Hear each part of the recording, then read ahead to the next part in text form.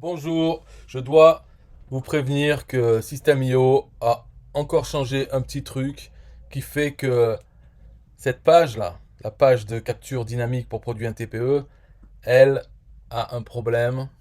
C'est que cette image, l'image d'illustration du produit, elle ne s'affiche plus. Si c'était la version avant aujourd'hui, c'est-à-dire avant le 14 janvier 2022, vu qu'ils ont changé quelque chose, voilà, il faut corriger. Ou bien, si vous avez chargé, vous avez importé ce tunnel, cette page, après le 14 janvier, eh bien, il n'y a pas de problème. Voilà, c'est pour ceux qui l'ont avant. Plutôt que de re-importer et de refaire les changements, vous pouvez aller éditer la page. Donc, je vais peut-être rentrer dans les détails ou pas. Sur la limite, on s'en fout des détails. Donc, sur la page, vous allez dans Paramètres. Donc, il y a deux choses à faire. Premièrement, c'est modifier le code d'entête. Là-dedans, vous descendez. Vous voyez, à un moment, il y a Style. Style. Et bien là, il faut aller. Bon, j'ai déjà changé, hein.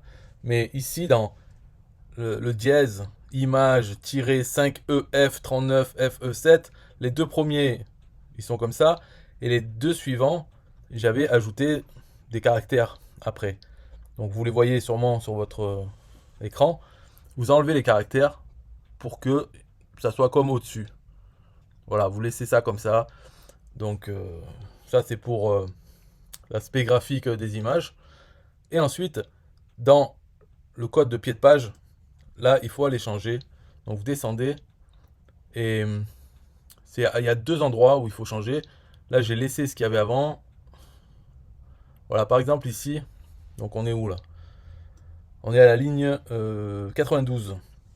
Donc avant, il y avait document.getElementById image et il fallait aller plus loin pour prendre le tag image. Donc tout ça, toute cette ligne 92, vous la remplacez.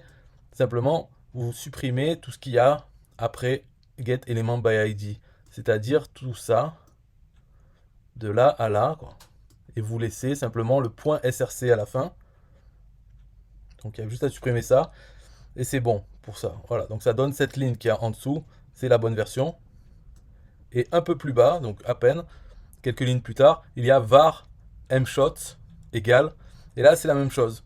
Il faut supprimer ce que j'avais mis ici, le point getElementsByTagName, image 0, tout ça jusqu'au point virgule.